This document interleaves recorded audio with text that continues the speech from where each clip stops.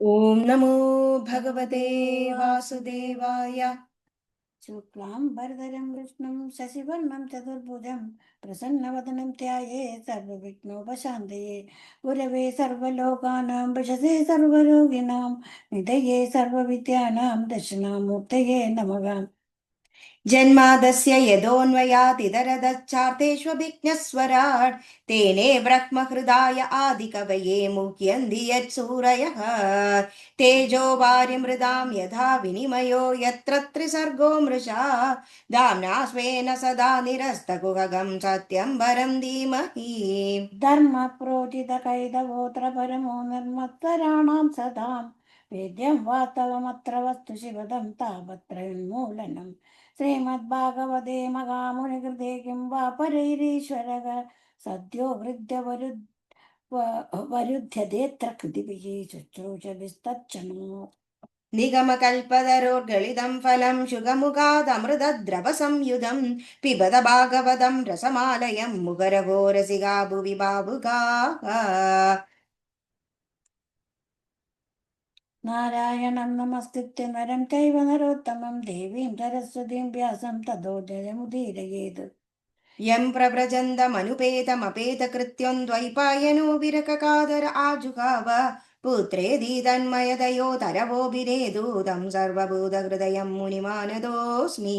यस्वानुभावमखिलश्रुतिसारमेकम् आध्यात्मदीपमतिदीर्षतां तमोन्दं संसारिणां करुणयागपुराणगुह्यं तं व्याससूनुमुपयामि गुरुं मुनीनाम्।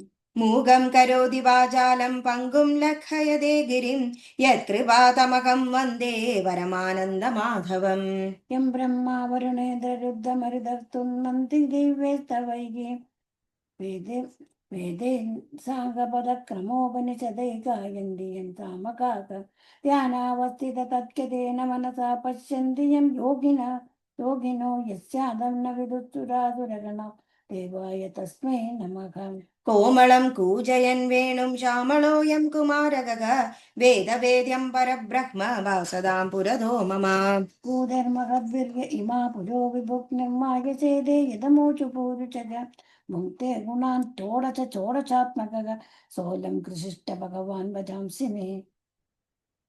जन्म सच्चिदानन्दरूपाय विश्वोत्पत्त्यादिहेदवे तापत्रय विनाशाय श्रीकृष्णाय वयं नमः। श्रीहरे नमः। श्रीहरे नमः। गोपिका जीवनस्मरणं गोविन्द गोविन्द। अथ द्वितीयोऽध्यायः। श्रीशुक उवाच इति भागवतः पृष्ठ चत्रावार्तां प्रियाश्रयां प्रतिवक्तुं न चोत्सेह औत्कण्ठ्यात् स्मारितेश्वरः। यपञ्जहायनो मात्रा प्रातराशाय याजितः तन्नै चद्रच्चयन् यस्य सबर्यां बाललीयया स कथं सेवया तस्य कालेन जरसंकृतः पृष्टो वार्तां प्रतिब्रूयात् भर्तृपादावनुस्मरन्। स मुहूर्तम् अभूतूष्णीं कृष्णाकृसुदया भृशं तीव्रेण भक्तियोगेन निमग्न साधु निर्वृतः पुलकोद्भिन्न सर्वाङ्गो मुञ्जन्मीलदृशाशुजः पूर्णार्थो लक्षितस्तेन देहप्रसरसम्प्लुतः। शनकैर्भगवल्लोकान् नृलोकं पुनरागतः विमृज्य नेत्रविदुरं प्रत्याहोधव उस्मयन्। उवाच कृष्णद्युमणिनिं लोचे गीर्णेश्व जगरेण ह किन्यो न कुशलं भूयां ब्रूयां कदा श्रीशो गृहेष्वहम्। दुर्भगो बदलोकोऽयं यदभूनिधरामपि ये संवत्सन्तो न विदुर्हरिमीना इवोडुपम्। इङ्गिदज्ञा पुरुप्रौढा एका रामा च सात्वदां वृषभं सर्वे बोधा वा सममं सदा। देवस्य मायया स्पृष्टा ये चान्यद्दशदाश्रिताः भ्राम्यते दीर्न तद्वाकैरात्मन्युक्तात्मनोहरौ प्रदर्श्यात्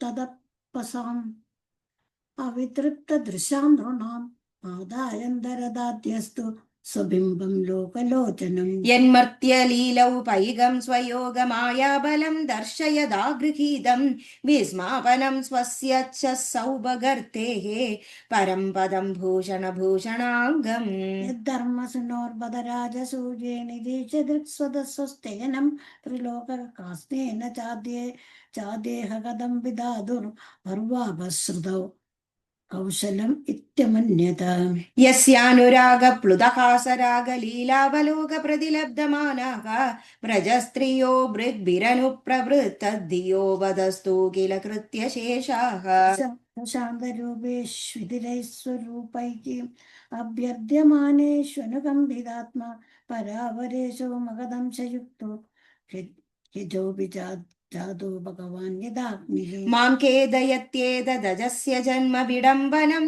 യദ്വസുദേവ ഗേഹേ വ്രജേ ച വാസോരിഭിഭയാദിവ സ്വയം പുരാദ്വവാസീദ്യദനന്ദവീര്യഃ നോദി ചേതസ്മരതോ മമൈതത് യഥാഹപാദാവഭിവന്ത്യ പിത്രോः താദാംബകം കംസാദുരുശങ്കിതാന പ്രസീദതം നോ കൃതനിഷ്കൃതീനാം को वा अमुष्याङ्क्री सरोजरेणुं विस्मर्तुमीशीद पुमान् विजिक्रन् यो विस्फुरद्भ्रुविडपेन भूमेर्भारं कृदान्तेन तिरश्चकार दृष्टा भवद्भिर्ननुराजसूये चैत्यस्य कृष्णं दिशदोऽपि सिद्धिः यां योगिनः संस्पृहयन्ति सम्यक् योगेन कस्तद्विरहं सखेद तदैव चान्ये नरलोकवीराय आहवे कृष्णमुखारविन्दं नेत्रै पिबदो नयनाभिरामं पार्थास्त्रपूता पदमापुरस्य स्वयं तसाम्यादिशेस्त्यदस्त्रदिश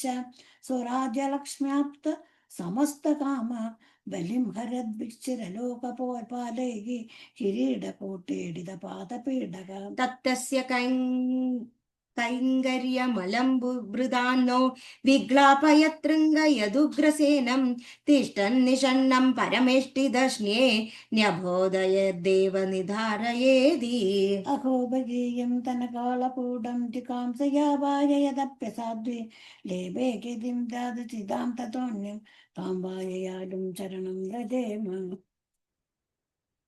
मन्ये सुरान् भागवतं स्त्रदीशे संरम्भमार्गाभिनिविष्टचित्तान् ये संयुगे चक्षदताक्ष्यपुत्रम् अंसेतुनाभायुधमापदन्दम् वसुदेवस्य देवक्यां जातो भोजेन्द्रबन्धने तिकेचोर्भगवान् स्याशमजैनं वियाचितः तदो नन्दव्रजमिदः पित्रा कंसाद्विबिभ्यद एकादशः समास्तत्र गूढार्चिः सबलो वसद्